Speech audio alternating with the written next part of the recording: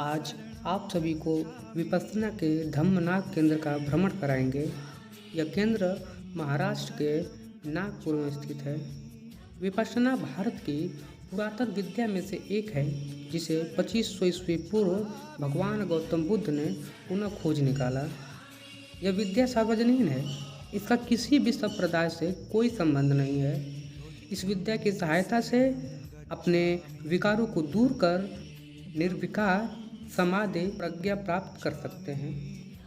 इस हॉल में सभी साधकों का वेरिफिकेशन होता है एवं साधकों की कीमती अमानत को सुरक्षित जमा करा लिया जाता है और शाम को यहीं से आर्य मौन का पालन करना होता है।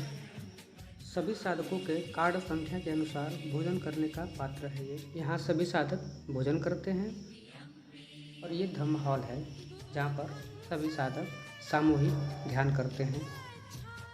यह पुरुष विश्राम गृह है। सभी कमरों के आकार समान बने हैं। एक कमरे में 2 साधकों के ठहरने की व्यवस्था की गई है। इसमें प्रत्येक विश्राम गृह में पंखे के साथ साथ कूलर भी लगा हुआ है और सभी का आकार सेम है। नमस्कार, मेरा नाम अमित सौरपगर है। मैं नागपुर का रहने वाला हूँ। मुझे अभी विपश्यना में ये मेरा दूसरा शिविर था जो मैंने कंप्लीट किया था। इसके पहले मेरा जो विपश्यना था वो 2016 में मैंने कंप्लीट किया था खड़ौली मुंबई में। तो मेरा अब तक का जो अनुभव विपश्यना के साथ रहा वो ऐसा था कि इससे आपको जो शुद्ध धर्म है उसकी आपको पहचान मिल जाती है। जो आपको संप्रदाय में बांट लेते हैं, हिंदू मुस्लिम जैन, तो इससे कोई संबंध नहीं है।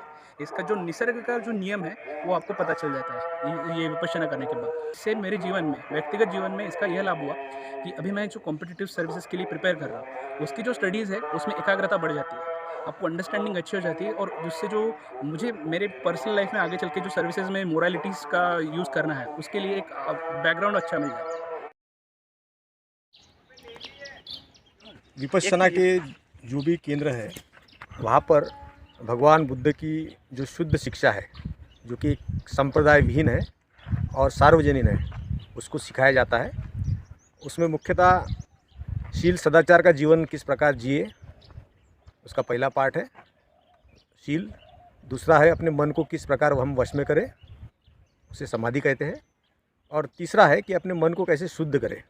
तो शील, समाधि, प्रज्ञा, इन तीनों का अभ्यास करके हर व्यक्ति परमोच्च अवस्था पर मुक्ति के मार्ग पर चल सकता है। मन को अपने शुद्ध करते हुए नितांत मुक्त अवस्था प्राप्त कर सकता है।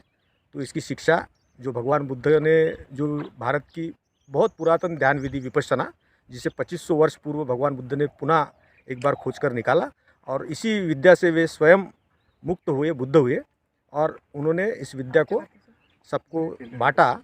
तो वही विद्या है जो शुद्ध रूप में ब्रह्मदेश से पूज्य गुरुजी सत्यनारायण जी गोयनका भारत लाए हैं और उनके माध्यम से उनके परंपरा के जितने भी विपश्यना केंद्र भारत में और भारत से बाहर विदेशों में भी है, वहाँ पर शुद्ध रूप से विपश्यना साधना के माध्यम से शील, समाधि और प्रज्ञा का अभ्यास कराया जाता है। और ये सबके लिए है और इसका किसी संप्रदाय से कोई लेन देन नहीं है। जो पीछे आप देख रहे हैं इसे पगोड़ा कहते हैं। विपश्यना के हर केंद्र में ऐसे पगोड़ाज होते हैं जिसमें छोटे छोटे रूम्स होते हैं ताकि हर साधक उस एकांत में बैठकर वहाँ पर अपने मन को शुद्ध करने का जो विपश्यना साधना का जो अभ्यास है वो अकेले में कर सकता है। और जैसे कि हम देख रहे हैं कि धम्मनाग विपश्यना केंद्र में हम अभी है और यहाँ का जो पगोड़ा, इसका अभी निर्माण का कार्य चल रहा है। उसमें पगोड़ा के शीर्ष में जो आप देख रहे हैं गुंबद, वहाँ पे भगवान बुद्ध के, भगवान सिद्धार्थ गौतम बुद्ध के जो अग्र श्रावक यानी प्रमुख शिष्य थे सारिपुत्त और मोग्गलायन, उनकी अस्थि धातु, अस्थि अवशेष को वहाँ पर प्रतिष्ठापित किया गया है ताकि उनके मंगल प्रभाव से और साधक यहाँ पर जो ध्यान करने आते हैं उनको उसका लाभ मिले और वो प्रेरणा लेकर अपने मन को शुद्ध करने का अभ्यास यहाँ पर अच्छे प्रकार से जब करते हैं तो उनको यहाँ पर वो बुद्ध पुरुषों की अस्थि धातु होने की वजह से उसका जो एक लाभ मिलना चाहिए, वो लाभ उनको बहुत अच्छी तरह से यहाँ मिलता है। इस प्रकार से साधक यहाँ बैठकर ध्यान करते हैं। मेरे 5 शिविर हो गए हैं। पहले मैं बहुत गुस्सा आता था, अभी गुस्सा आना बहुत मतलब 10% पे आ गया, 100 में से 10% पे आ गया। इतना कंट्रोल हो गया गुस्सा।